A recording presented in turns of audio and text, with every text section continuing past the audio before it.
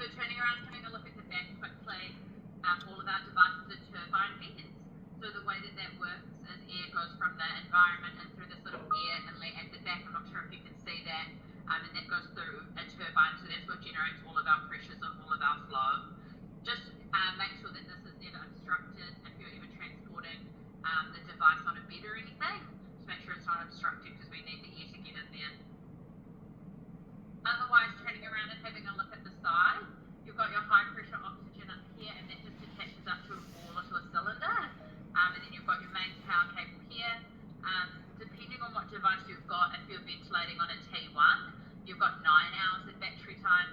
If you're doing it on a C1, you've probably got 4.5. This is just a cooling system for the air turbine at the back.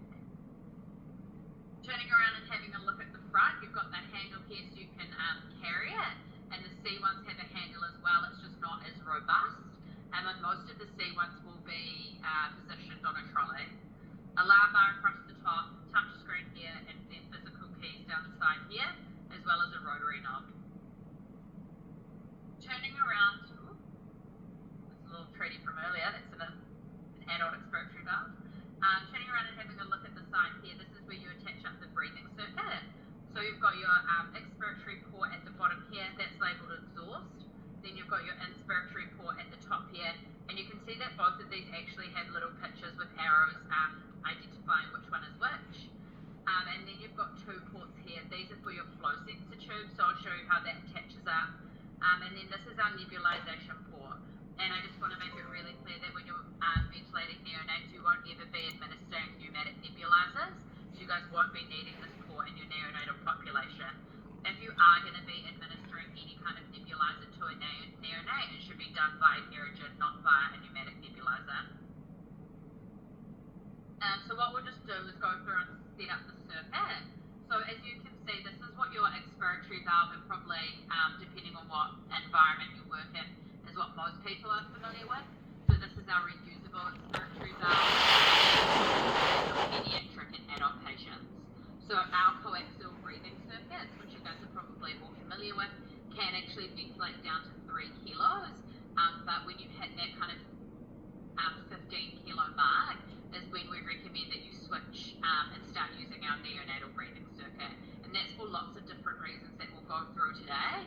I've kind of come up with 7 key differences between the neonatal and pediatric adult mode, just for different safety reasons. But again, just to identify this is for the adult P.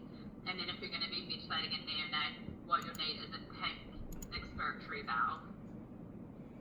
So the expiratory valve, just always double check that this membrane is sitting in the correct spot. There's just a little lip that it needs to, I'm not sure if you guys can see that. I wonder how I pin myself. I might just see if I can make my, yeah, you can pin yourself. Sorry, because I can barely see what I'm doing. No, I can't pin for me. Well, that's right.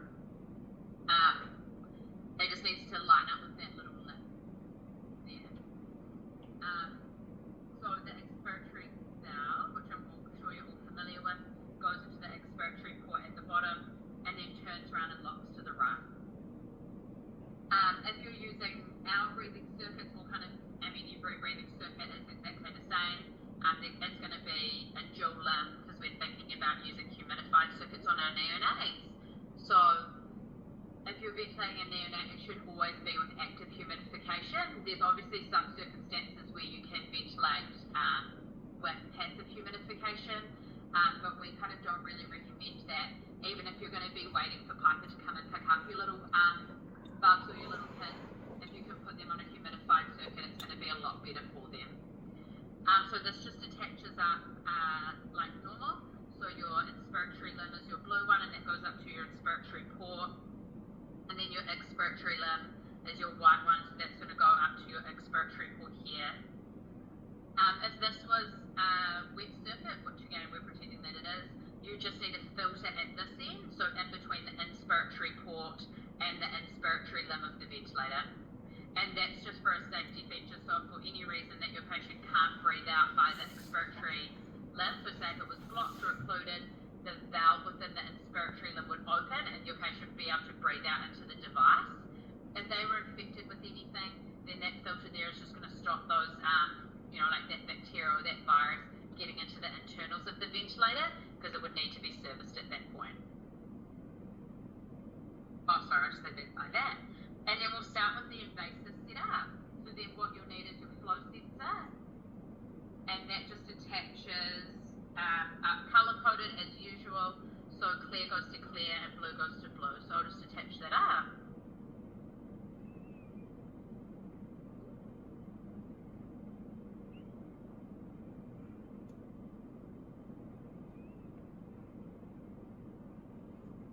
And then,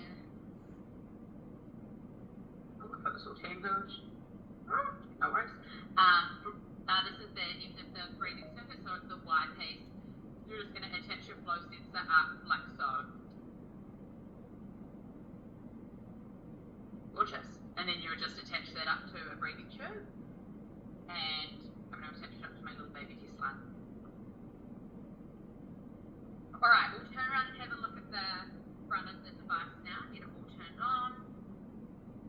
When I turn it on, the screen's going to be really bright, and then I'll adjust the brightness once I've got the device turned on. Yep. Okay, perfect.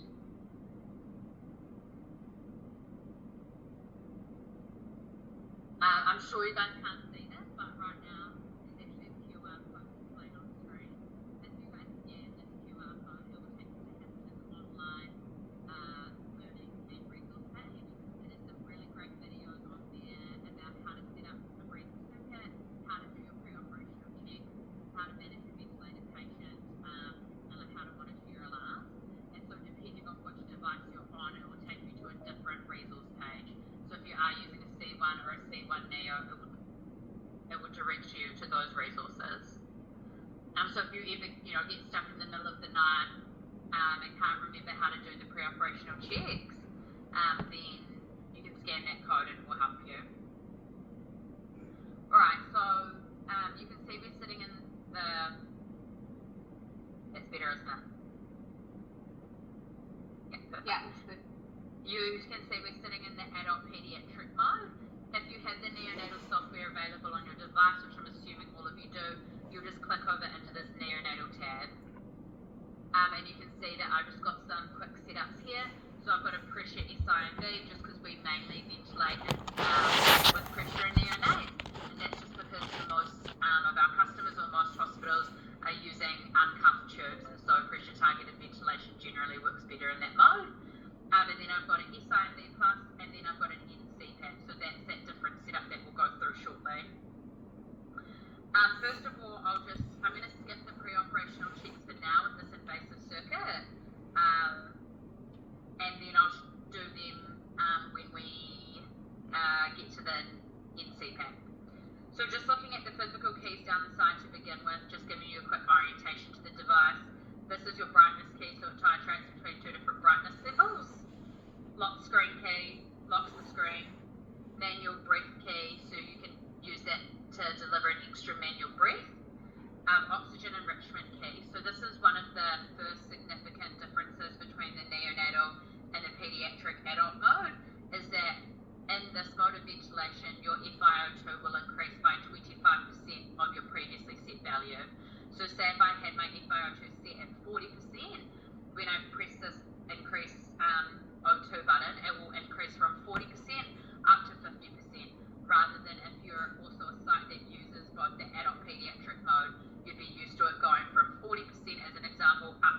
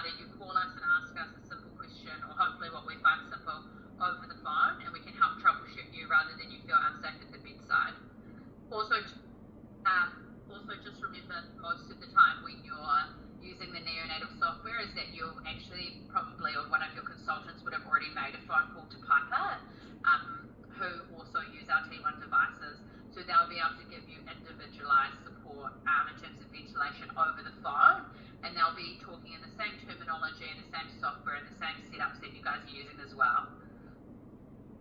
And then this nebulization kit won't be active in your neonatal ventilation. And again, that's just because we don't ever want to over oxygenate those bubs because we're worried about causing damage to their eyes. Alarm silence key, so this just gives you 2 minutes of alarm silence, and then that rotary knob, so you can just rotate through all the different control settings. Otherwise, everything's touch screen. Going through the actual modes itself, if you click into going into the actual screen itself, if you look in the top left-hand corner, you've got a description of the mode that you're in. So if you click into that, it brings up all of the other modes available on the device. So you can see you've still got your volume controlled and pressure controlled modes of ventilation for your invasively ventilated patients, and it looks exactly the same in the neonatal tab as it does in the adult peds. And then when you look down in your invasive, you've got quite a few different modes available. So you've got NIV. So NIV is designed to be used in bubs that weigh above 6 kilos. So the NIV is for the bubs that weigh above 6 kilos. And then you've got your NIV ST, you've got high flow. So on this device, your high flow can go all the way up to 30 litres per minute. And then you've also got NCPAP, so that's what we'll look at later. So that's just a little bit of CPAP, and it's done via like the snorkel, like so, rather than if you're using NIV, that would be done via a full face mask. And then your NCPAP PC is kind of like a BiPAP where you set a peak and then you can set some extra support on top of that. Moving along the top of the screen, so that's your alarm bars. Your alarms will be displayed there. Down the side here, you've got control settings displayed on scene, so those 3 control settings for easy access. Controls tab, that brings up all of the other controls that are relevant to the mode that you're in. So when you're ventilating in neonatal mode, the way that the mode is set up is quite different to the adult pediatric mode. So in adult ped, the default IE ratio is 1:4, so that's what majority of your devices will be configured at. So say if you go into an SINV plus, most of the time you'll find that your respiratory rate is set to 12 and that your TI time is set to 1 second. In the neonatal mode, what you'll find is that you can see down here, hopefully, that the IE ratio is actually defaulted to 1:3. And the way that this software is slightly different is that if you go in and enter the correct weight of your patient, it will automatically pre-select for you the correct respiratory rate and the correct TI time based on the weight of that patient and the I/E ratio. So you can see at the moment, it's set up for and then the respiratory rate is 45 and the TI time is 0.33. Say if you've actually got a bump that weighs kind of closer to 3.7, and I use this example because one of my best friends just had a baby and that's how much she weighed. You can see if you come into the controls tab, you've got now a respiratory rate of 35 and a TI of 0.3. And if you keep going up and you start to really hit close to that 6 kilo mark, you can see, we could actually go all the way up to 14 kilos, right? Because you could be using this on any neonate that weighs less than 15. So if you're 14 kilos, you come into the control tab, you've got a respiratory rate of 25 and a TI of 0.6. So if you enter in the correct weight of that patient, it's going to automatically pre-select for you the respiratory rate and the TI time that's appropriate for a patient of that size.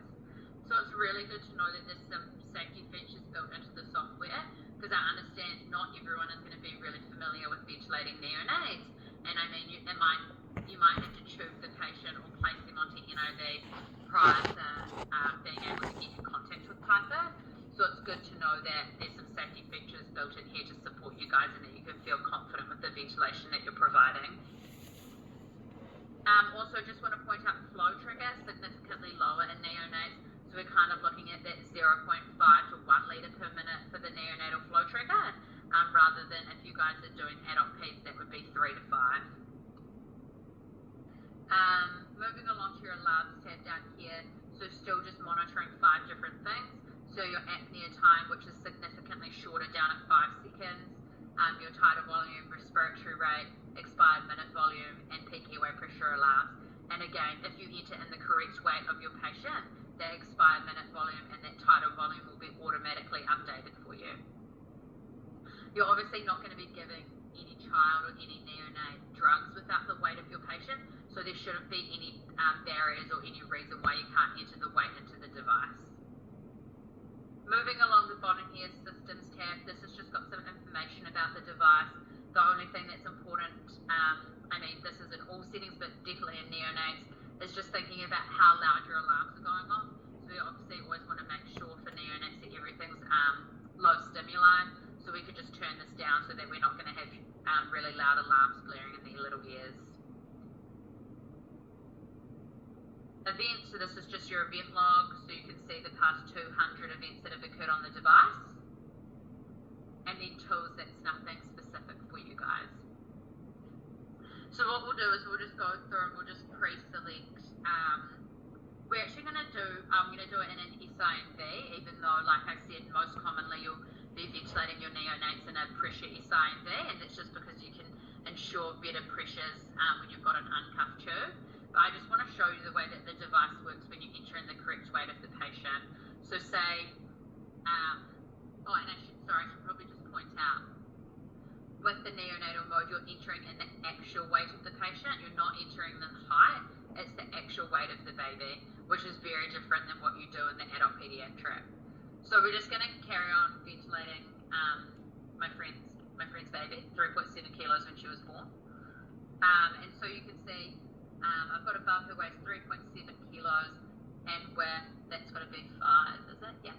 With tidal volumes of 5 mils per kilo of body weight, I've ended up with tidal volumes of 19 mils, and I'm just going to deliver a peak of 5, and I'm just going to turn my oxygen down to 21%, just because I don't have any oxygen attached. And then I'll come into my controls tab and just double check. I've got a respiratory rate of 35 and a TI time of 0.43. So you can see that's automatically been adjusted for me. And then I'm just going to hit start ventilation. Sorry, it's just going to say flow sensor calibration needed, but we can just ignore that for now. So you can see it looks exactly the same as when you ventilate in any other mode. So your 4 main monitoring parameters down the side here. So your peak airway pressure, expired minute volume, tidal volume, respiratory rate. And then if you just click into your monitoring tab, if you are ventilating with that uncuffed tube, you might just want to come down and have a little look at your leak and see what it is. So I always forget that this lung can only take like 3 mils of tidal volumes. So I'll just put that down to that.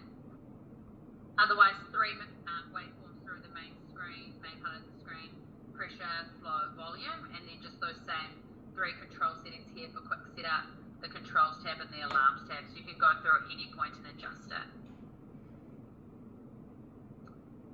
I think that's it in terms of invasive ventilation.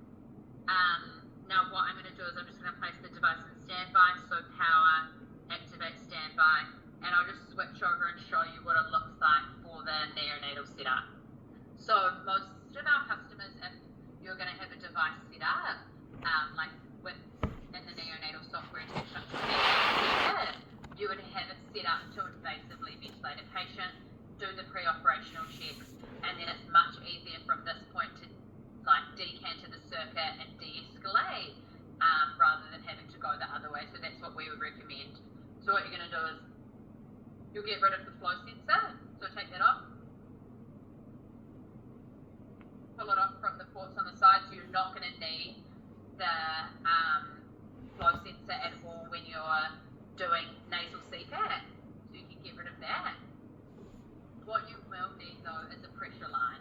So you'll grab a blue pressure line like so. What did that say, Hayley? It says, what do you put on the end of the circuit to connect with the patient using?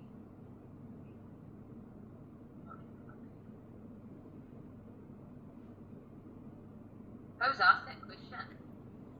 Jane. Jane.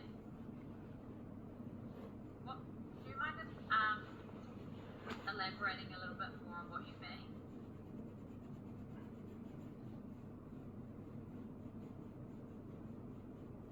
Teflon or filter.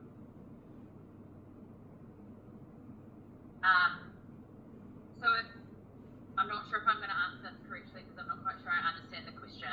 But if you had the flow sensor like this, if you were using a wet circuit, which is you should all be actively humidifying your neonates, it would just be the flow sensor, and then it would just be straight onto your ET tube. If you were using a dry circuit, which we would only encourage if it was going to be for a really short period of time, like I know we have a customer that uses dry circuits, but they take their bubs from their birthing suite, which is on one level, up to their special care nursery, and that's when they'll use a dry circuit and they would have an HME filter. You don't need a test lung at all for anything. You would just place the device in standby. Does that answer the question? You don't need a you don't have, you don't use, like other devices use test lungs for like circuit setups and like leave them connected prior to placing onto the patient. You don't need that with our devices. That's just what I was just using for training. Okay, anyway, we'll go back. I hope that answered your question. We'll go back to the NCPAP. So again, don't need the flow sensor. And what you will need is a pressure line.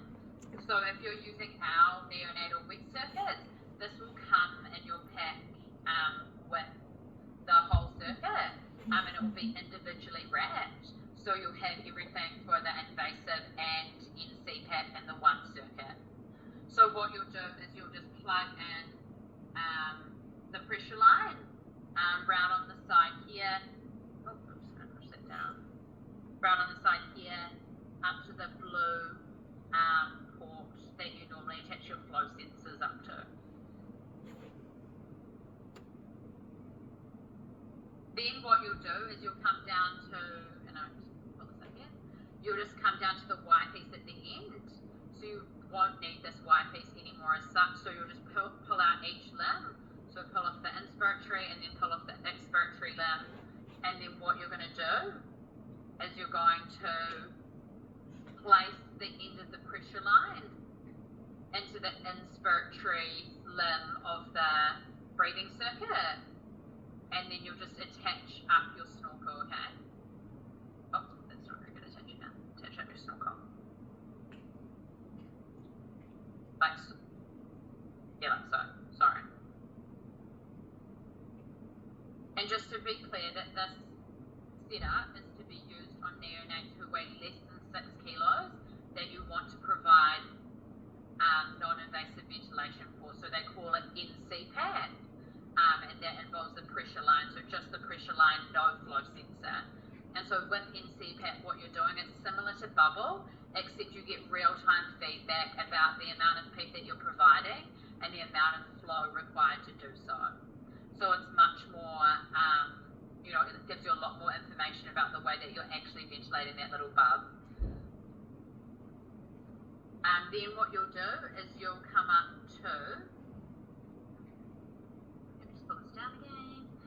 You'll come up to, we'll go into the neonatal tab, we'll come up here, we'll click NCPAP, hit confirm, and then it brings up the screen here. So it actually prompts you to change the circuit setup. So you can see that it shows you where to connect up the pressure line to on the side of the device, and then it lets you know that you need to change to a snorkel as well. Then the control settings that you can choose are your PEEP and your FiO2. So again, I'm just going to turn my FiO2 down to 21%, just because I don't have any oxygen attached. And then I'm going to hit confirm. Now what it wants you to do is it wants you to go through and do your pre-operational checks again. And because you have changed the setup of the circuit, you should go through and complete these to ensure that your integrity of the circuit is still intact. So I'll just do the leak test. So leak test, so disconnect the patient, block the breathing circuit,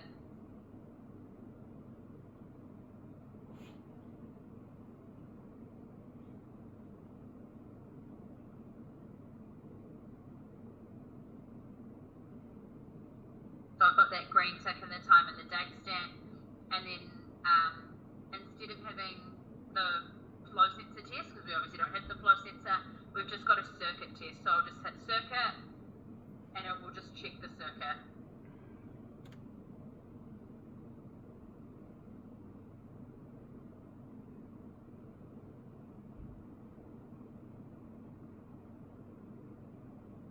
While Alice is doing that, does anyone have any questions?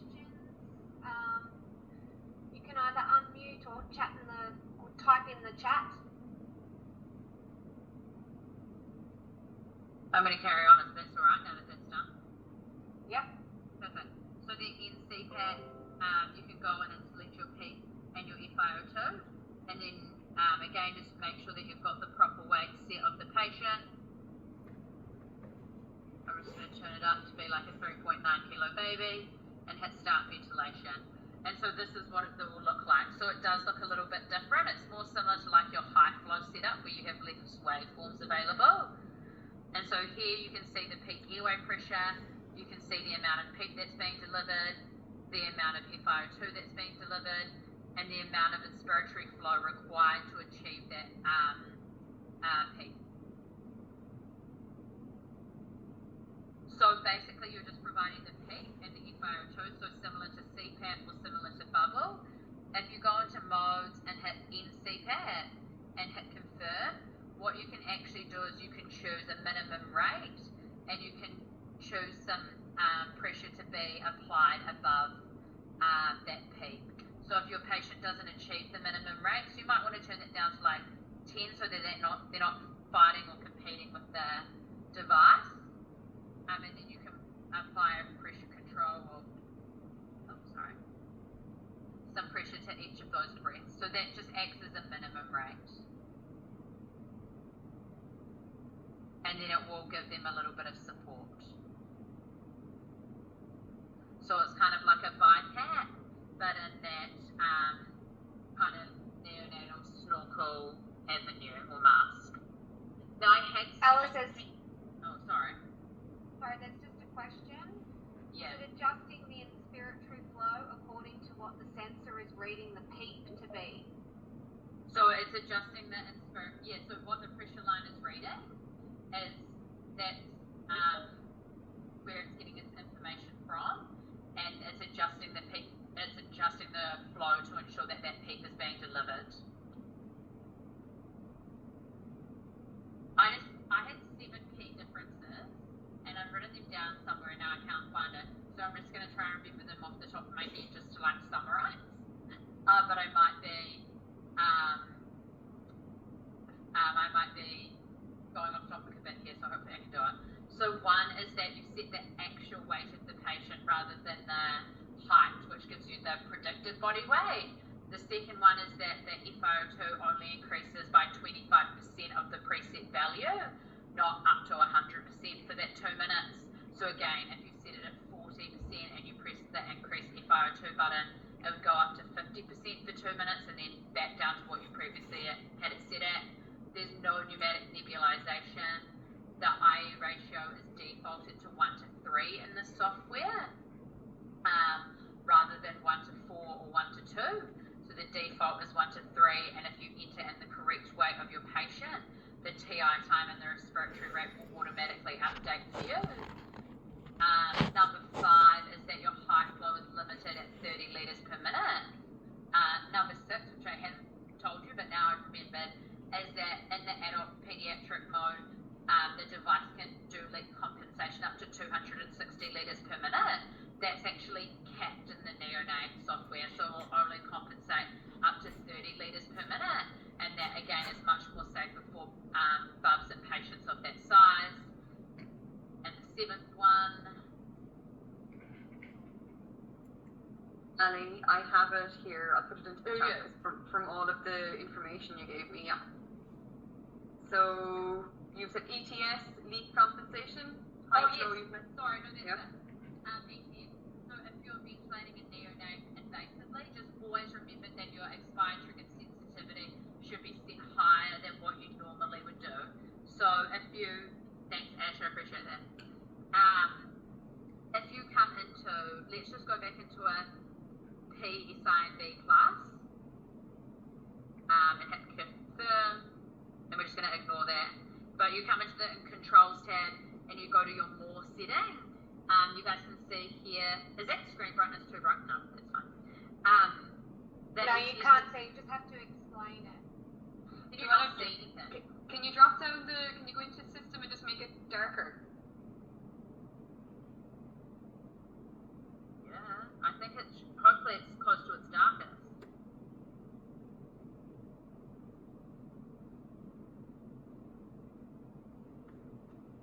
That's better, isn't it? I think so. That's better. That's as dark as it goes. So controls more. Yeah, that's better. And we're going back to the X-Spine triggered sensitivity. So the key difference, which I'm trying to highlight here, is that when you're ventilating neonates with an uncuffed tube, or you're doing NIV, you should increase this ETS up to 35%. So this control setting is the primary way that the ventilator cycles from inspiration to expiration and all spontaneous breaths. And just having this ETS set higher allows the ventilator to cross over from inspiratory to the expiratory phase easier. So the higher this is set, the easier it is. So you've just got to think with that uncuffed tube where you're losing lots of flow around it, by increasing the ETS means your patient's going to be able to breathe out easier, because they might not ever achieve an ETS if they're losing lots of flow around the uncuffed tube. And that's my 7 differences. Over to you, Hayley. Awesome. Or if anyone's got any questions, I haven't. Yes. Oh, perfect. No questions. If anyone wants to unmute, now is the time to unleash the questions. Speak now or forever be silent. No, or just send us an email if you don't want to, or put it in the chat. Well, there's lots of online resources that we can see. Yeah, you don't have to remain silent forever. All right, I'm going to share my screen, and I'm going to go through the Meden. Oops, hang on. No, sorry. Oh, hang on. Sorry, it did something a little bit random. No. Sorry, I don't know why it's doing that. Hang on. Here we go. This is what I'm meant to be doing. Okay. So I'm going to go through the Meden range. Now this is actually, it's quite new to Australia, and so people don't really know about it. But our Meden consumables are really designed for your ventilators. They can be used with your bubble CPAP, and some of the other consumables that are out there are really only designed for your bubble, not for ventilator. So this is our mini flow, which is what Alice was showing in her presentation, and it's compatible, like I mentioned, with your bubble CPAP and ventilators. Space. It has a flexible adapter, so it will tilt depending on whether you're using the nasal prongs for the masks. So there's no other devices to do this, which will go into the benefits in a second. The tubing is patented, so it's quite soft and flexible, and it doesn't tend to break like some of the others. Low noise level, and it's, like I mentioned, it's suitable for both fixed and variable. So your ventilator will have your variable flow, and your bubble is just generally a fixed flow. So these are the masks and the prongs, and that they are used with MediJet or Mini Flow. They're very well tolerated on prem babies, and high quality. They're silicone in texture, so they're very soft to the face, conform really well. They are anatomically optimized shape, and they're available in lots of different sizes. So this is the mask. It comes in 5 sizes. Again, it's silicone, like I mentioned. Really, the material is designed to reduce pressure injuries, and it's also, we recommend that it's replaced regularly with the prongs, just to ensure that you get regeneration of the skin.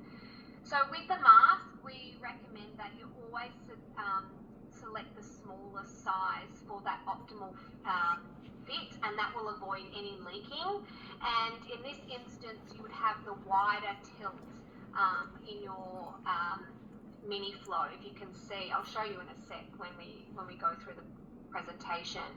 This is the nasal prong, so it goes into the nose, the nares, and you want it to be the biggest size so it extends out to the side and you don't get that leak. And again, we recommend replacing it with your mask interchangeably. So I've got here, unique to Medin, when the gas flows, the tips of the prongs flare out, improving that seal. So this one, the tilt would be narrower, and then you reduce that risk of pressure injuries as well from the tilt.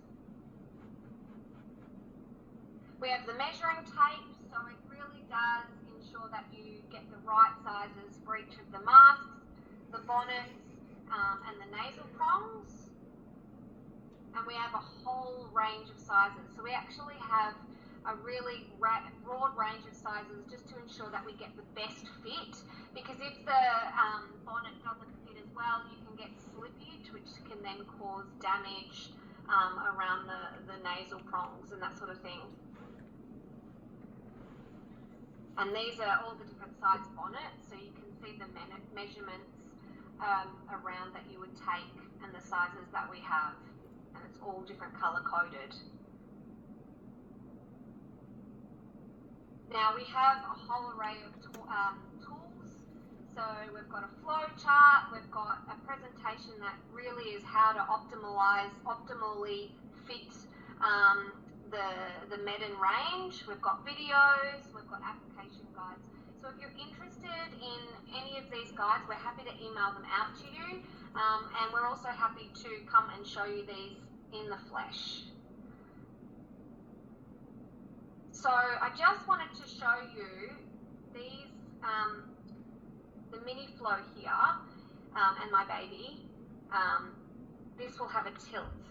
So for the mask, my baby, we get lots of books when we carry this baby through the airport. Some people don't think I'm as careful with my baby as I should be. But with the masks, like I mentioned, we want it to be wider here for the mask, but then for the prongs, we just tilt it and it has a narrower angle. So this is the only one that does this. So it really does ensure optimal flow for your baby. So if anyone has any questions with that, or would like any more information on the Medin range, we're happy to email it to you or come and show you, but it is definitely something to consider. So that's it from the Medin side. If anyone needs any more information or needs Alice to go over anything, now's the time. Otherwise, thank you everyone for attending today. And if you've got any comments for improvements or things you'd like us to cover, just pop it in the chat or send us an email, because we always like to improve things and do it a little bit better. We are also trying to find out the technology of putting click the link and to add to my calendar, so that in the future, instead of clicking the link at the time of the meeting, you'll be able to add it to your calendar, so it'll be a lot easier. Okay, we've got a few questions here, Alice. Just wondering, we have also had info that we can use the pink circuit for weight up to 20 kilograms. Can you confirm? Do you mean the expiratory valve? That's what they were talking about. So the with circuit. Yeah. What's that? Sorry, Hannah? Oh yeah, the circuit. Yeah. So it depends on whose circuits you're using, but our Hamilton circuits, I don't need to get it out to show you, sorry. You can ventilate all the way down to 200 grams on the neonatal circuit, and you can ventilate all the way up to 30 kilos. That's the neonatal circuit. On the adult pediatric circuit, you can ventilate all the way down to 3 kilos, and then up crossover, but kind of the golden number that we recommend that you switch over at is at 15 kilos. But you can definitely do 20 kilos. So that was a long answer to a very simple question, but I wanted to just give a background and some explanation. So yes, you can. And then what masks do we need, or do you have, from 4 kilos to 30 kilos? So we do up to 6 kilos, but anything other than that, we don't stock them. I think they have like a full face mask and pediatric masks. Alice, did you want to? Who's asking that question? I reckon I know who it is. I think is it North East Health Wangaratta, ED? That's Anthony.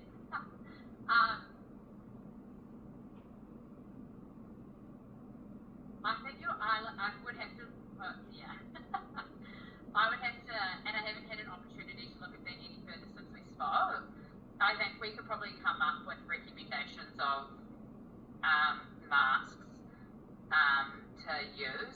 I'm trying to think. I can't remember what I used when I was working in pediatrics in terms of full face masks.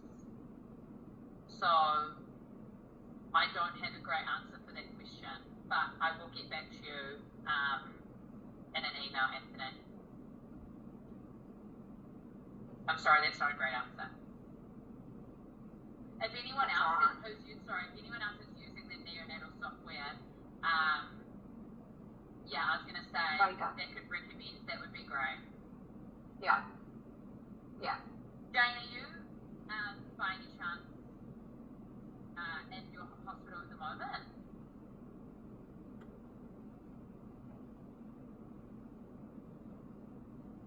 Would you be able to send me afterwards just some photos of the neonatal mask that you guys are using for those patients, just because then I can look it up, because we do get asked that question a little bit, and as more people start to use our neonatal software, it'd be good to just have a good direction to point them in, like people like Anthony who work out of Wangaratta who are going to start rolling it out soon, hopefully.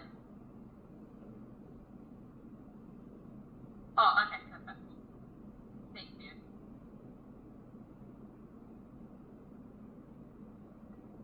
Any other questions?